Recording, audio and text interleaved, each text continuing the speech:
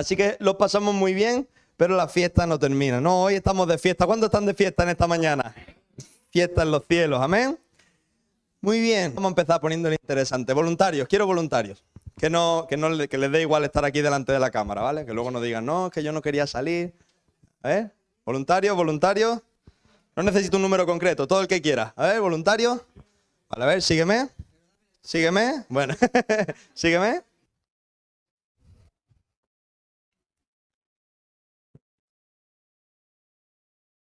Y pasando por aquí arriba. Sin caeros, porfa. Y ponerla ahí en la esquinita como podáis. Un aplauso, por favor, a los voluntarios. No vayáis, no vayáis. Quedaros aquí en filita. Muy bien. He querido representar de alguna manera lo que Jesús hizo hace unos cuantos años, ¿no? ¿Cuántos más o menos? Por lo menos 2000 y pico, ¿no?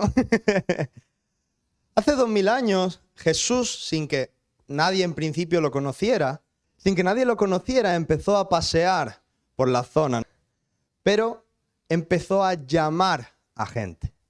Y lo único que le dijo es lo mismo que he hecho yo cuando iba pasando. No le he dicho, ven, que necesito, qué, tal, cual. No, sígueme, sígueme. Tú, sígueme, tú, sígueme. Y yo no sé si se lo han tomado como se lo han tomado ellos, ¿qué querrá este ahora? Dirán algunos, ¿no? Sin embargo, estos 5 voluntarios valientes se han levantado y han seguido la indicación que yo he dado. Y ahora están aquí. Seguramente los 5 cuando venían hoy hacia la iglesia estaban pensando en estar sentaditos escuchando la prédica. Quizá ya alguno tenía su libreta y su boli preparado para empezar a tomar apuntes. Sin embargo, no están haciendo lo que ellos habían pensado. Están haciendo lo que yo les he indicado porque les he dado una orden, una indicación y ellos han dejado lo que ellos querían hacer y están haciendo lo que yo quiero hacer en esta mañana. Muchas gracias, chicos. Pasad por ahí.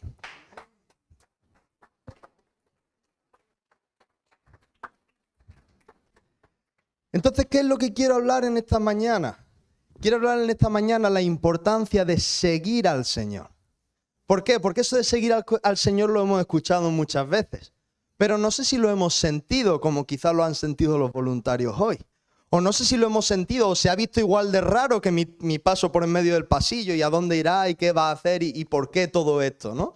Bueno, cuando iniciaron los tiempos, cuando Jesús iniciaba su ministerio, estos fueron los primeros llamados que Jesús hacía a la gente. Y yo quiero que vayamos a ver, van a ser pasos sencillitos, va a ser un mensaje corto, pero quiero que te quedes con cómo funciona el llamado del Señor, ¿sí? Entonces, lo primero que vamos a ver, como hemos visto representado, es que Jesús nos llama. Jesús te llama a ti. No, solo llama a Rafa, solo llama a la pastora, solo llama a Israel. No, Jesús te llama a ti. Y quiero que podamos leer en Mateo capítulo 4, los versículos 18 al 25, cómo es ese llamado del Señor.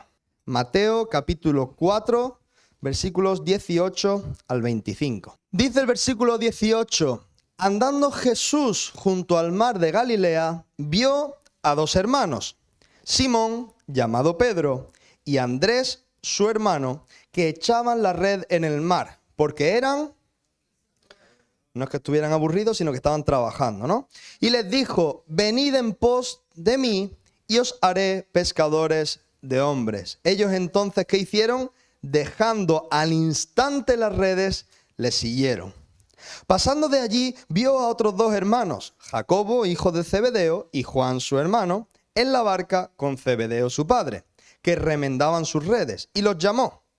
Y ellos, dejando al instante la barca y a su padre, le siguieron.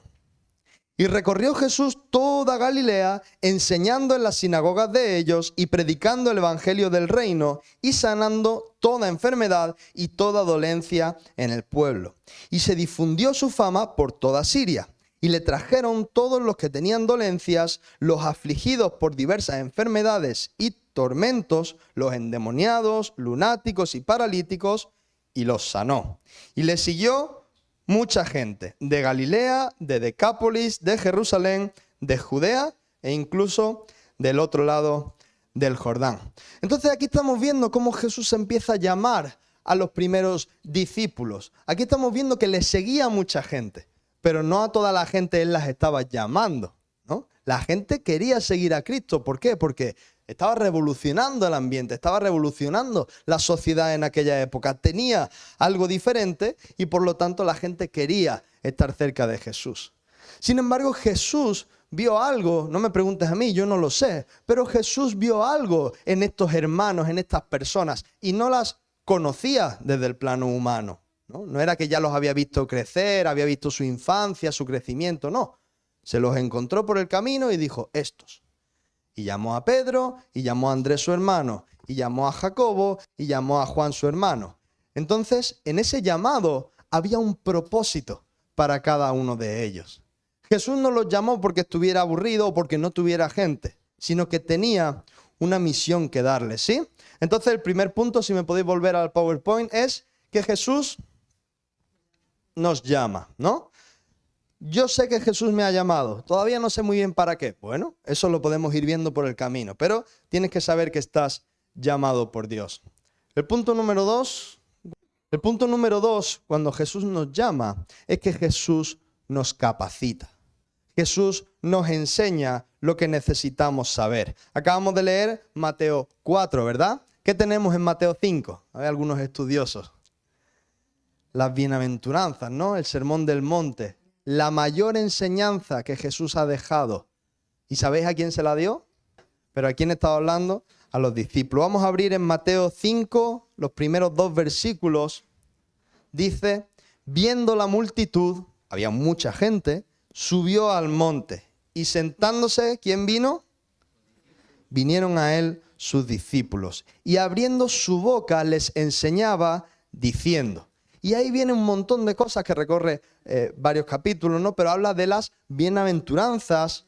Le está diciendo a los discípulos, oye, vosotros sois la sal de la tierra, vosotros sois la luz del mundo. Les está diciendo lo que tienen que hacer, ¿no? Luego les habla de Jesús y la ley, le habla de la ira, del adulterio, el divorcio, los juramentos, amar a los enemigos, ¿no? La verdad que en estas enseñanzas Jesús estaba revolucionando su manera de pensar, porque no era lo normal en la época. Ellos estaban acostumbrados a otra cosa. Sin embargo, Jesús los llamó y ellos le siguieron al instante. Y cuando ellos les estaban siguiendo, Jesús empezó a enseñarles las cosas que ellos necesitaban saber. Entonces Él no te llama, te da un trabajo y dice apáñatelas, sino que Jesús te llama y te capacita, te enseña, ¿no?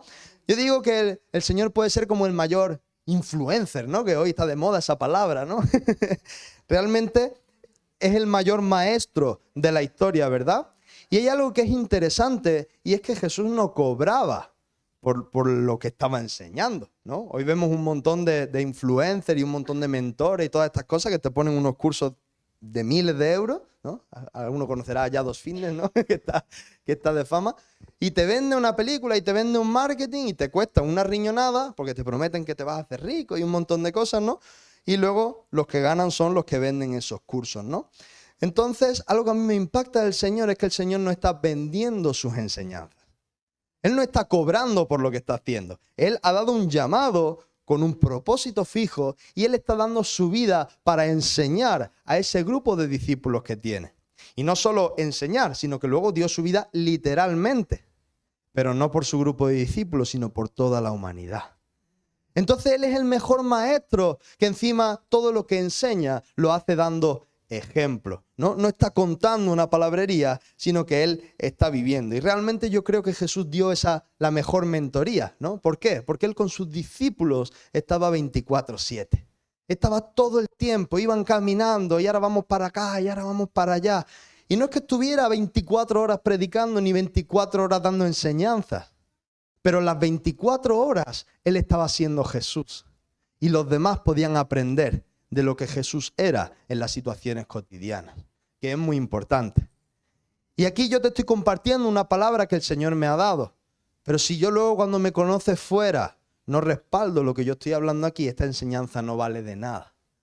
Entonces la mentoría de Jesús no era solo de una entrega total, sino que estaba respaldada con su acción, ¿sí? Entonces, punto número 1, Jesús me está llamando. Dilo conmigo, Jesús me está llamando. Amén, yo lo creo, a todos los que estamos aquí. Y lo segundo que tenemos que saber cuando hay un llamado de Dios es que Jesús te va a preparar para lo que Él quiere que tú hagas. Él no te ha llamado porque estuviera aburrido, sino porque tiene un trabajo, una misión para ti. Amén. Entonces, lo tercero que tenemos que saber es que hay que pagar un precio. Ah, Rafa, pero si has dicho que Jesús no cobraba. No, Jesús no cobra, pero nosotros tenemos que pagar un precio para seguir a Jesús. Ese precio lo vamos a ver en Mateo, unos capítulos más adelante. Hemos visto el capítulo 4, qué precioso cuando llama a los discípulos, ¿verdad? El capítulo 5, unas enseñanzas dulces. Vosotros habéis oído, pero yo os digo, ¿no? Y ya en el 16 se pone la cosa un poco más dura. Entonces vamos a ver qué nos encontramos. Del versículo 5 al 12, ¿lo tenéis? Mateo capítulo 16, versículo 5 al 12.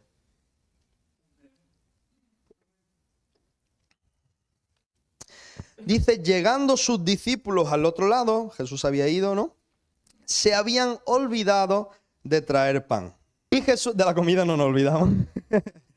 Y Jesús les dijo, mirad, guardaos de la levadura de los fariseos y de los saduceos.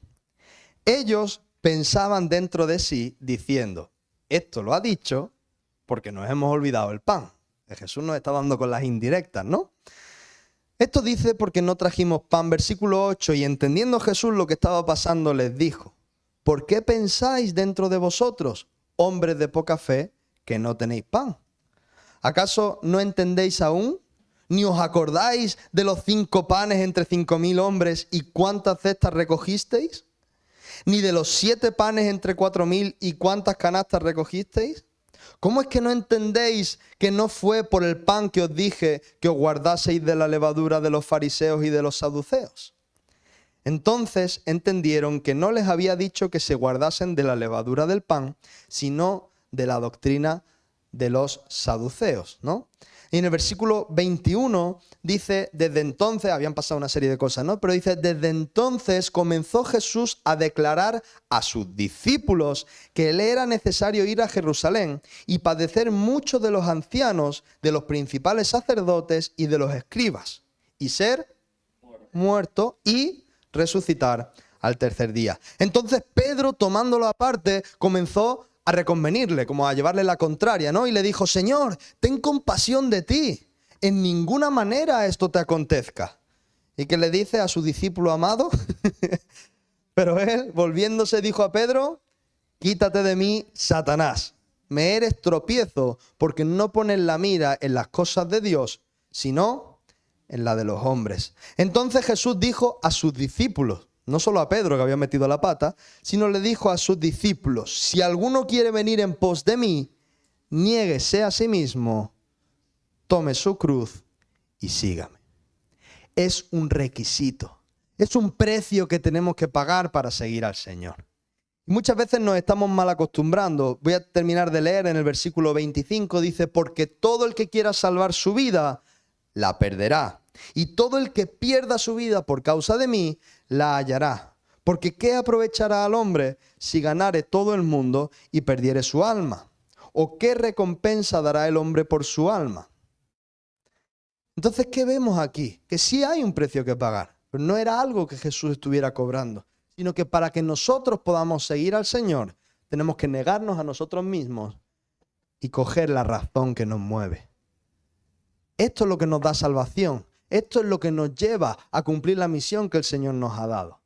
Y nosotros nos estamos mal acostumbrando a, en vez de seguir al Señor, decirle al Señor que nos siga a nosotros.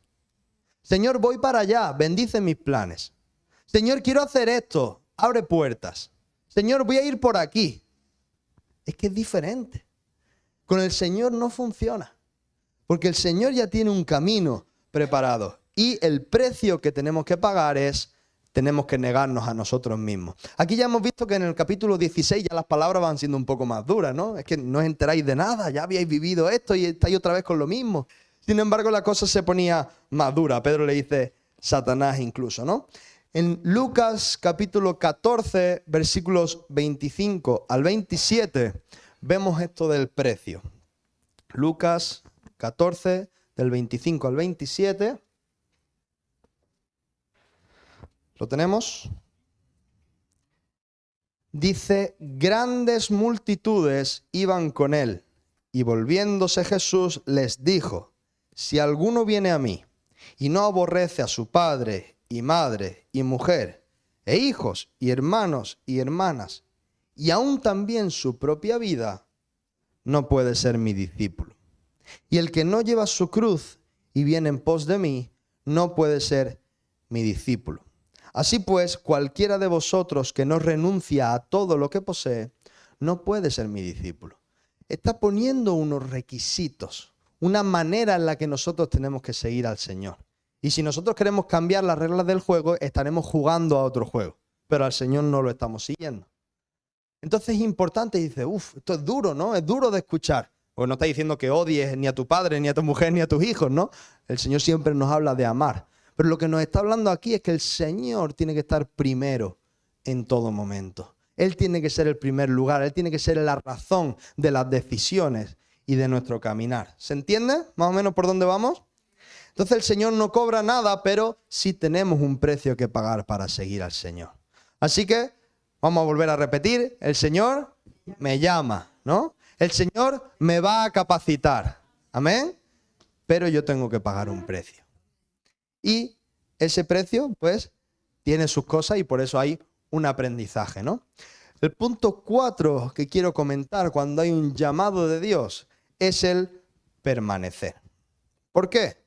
Porque yo he pasado por el pasillo y he dicho, sígueme a unos cuantos, y encima luego he llegado allí y no sabían todavía qué estaba haciendo. Oye, seguidme, ¿no? Pero nadie está obligado. Nadie está obligado a seguir el llamado. Nadie está obligado a hacer lo que Dios quiere que hagamos. Entonces, nosotros debemos ser conscientes que si queremos seguir al Señor, lo tenemos que hacer a su manera y no a la nuestra. ¿Sí? En Juan capítulo 6, vamos a leer del versículo 60 al 63. Libro de Juan 6.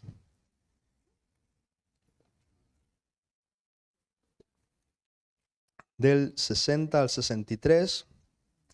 Estaba Jesús hablando, estaba tocando temas sensibles. Y dice, al oírlas, las enseñanzas de Jesús, muchos de sus discípulos dijeron, dura es esta palabra, ¿quién la puede oír? Sabiendo Jesús en sí mismo que sus discípulos murmuraban de esto, les dijo, ¿esto os ofende? Pues ¿qué si vierais al Hijo del Hombre subir a donde estaba primero? El Espíritu es el que da vida y la carne para nada aprovecha. Las palabras que yo os he dado son espíritu y son vida. En el 66 dice, desde entonces muchos de sus discípulos volvieron atrás y ya no andaban con él. Dijo entonces Jesús a los 12, ¿queréis acaso iros vosotros también? Y le respondió Simón Pedro, Señor, ¿a quién iremos? Tú tienes palabras de vida eterna.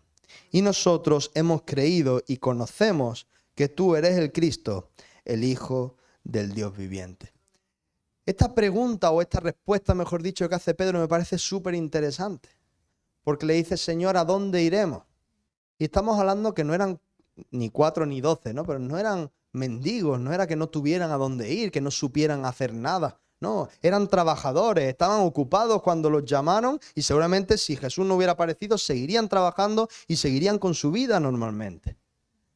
Entonces, ¿a dónde iremos? Podían irse perfectamente, no les iba a faltar. Sin embargo, Pedro había identificado que en el Señor al que estaba siguiendo había algo diferente y era la eternidad. Eran las palabras de vida eterna, era lo que a nosotros y lo que a ellos les motivaba a seguir a Jesús, a pesar de que había que pagar un precio, a pesar de que muchas veces las palabras eran duras, a pesar de que Dios los confrontaba muchas veces. Pero a pesar de todo eso, a pesar de no escuchar lo que queremos escuchar y escuchar lo que el Señor nos tiene para decir, Pedro sabía en qué dirección tenía que ir. Y yo he tenido muchos momentos, bueno, no muchos, ¿no? Pero he tenido momentos de altibajos que creo que todos en algún momento pasamos por ahí. Y he tenido mis momentos de echarle la culpa a Dios por las cosas que Él no tenía ninguna culpa y de enfadarme con Dios y de decirle de todo. Pero aún en esos momentos, yo digo, bueno, y si digo, venga, tiro la toalla y paso de Dios, ¿qué hago? ¿Dónde voy? ¿Qué miro? Si es lo que está dando el propósito a mi vida. Si es lo que me da sentido a levantarme por las mañanas y seguir hacia adelante. Entonces hay que saber reconocer quién es el Dios al que seguimos.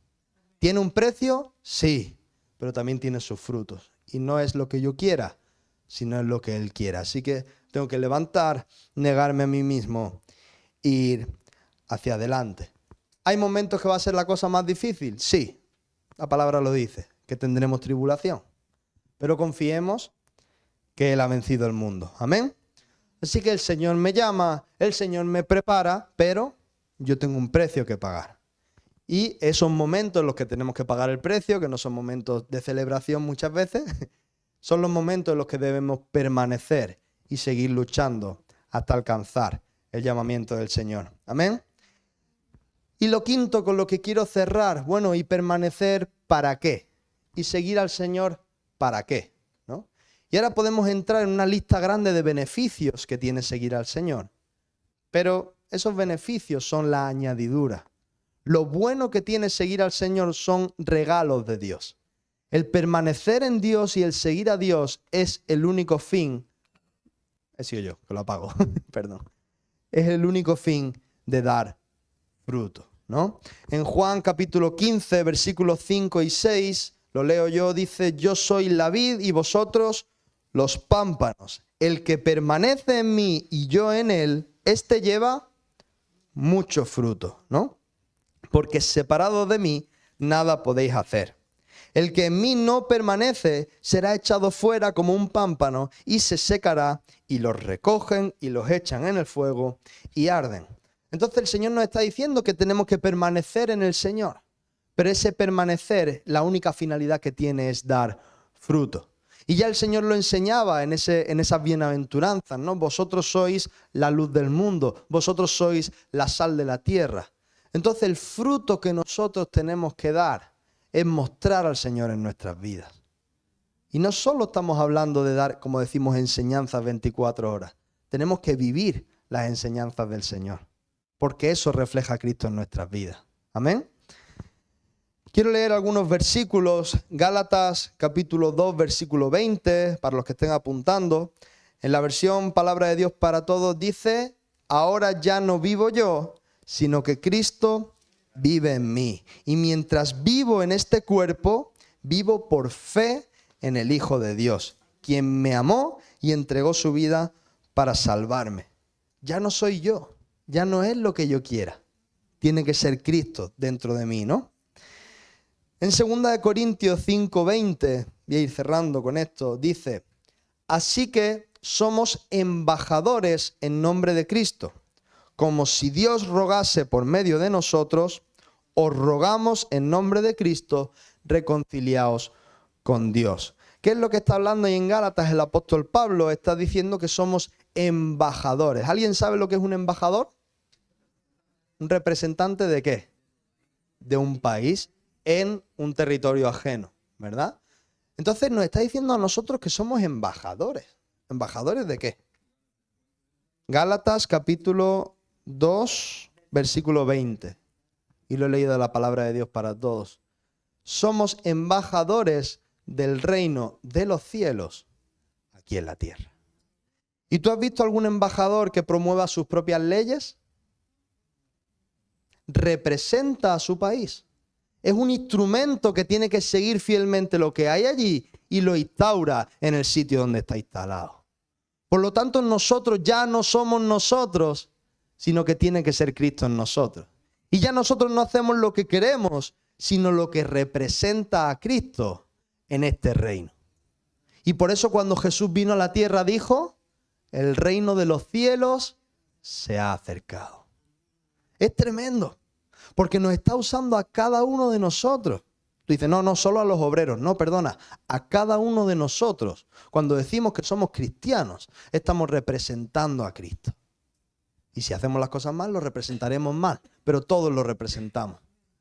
Entonces tenemos un llamado de Dios para ser representantes, para ser embajadores. Y yo quiero desarrollar en los versículos anteriores, 2 Corintios 5, 17 y 18, Pablo explica, ¿no?, el ministerio que les estaba dando. Dice, de modo que si alguno está en Cristo, nueva criatura es, las cosas viejas pasaron y he aquí, todas son hechas nuevas. Y todo esto proviene de Dios, quien nos reconcilió consigo mismo por Cristo y nos dio el ministerio de la reconciliación. Nosotros no teníamos una relación con Dios porque Dios es santo y nosotros pecadores. Y se genera una barrera en medio.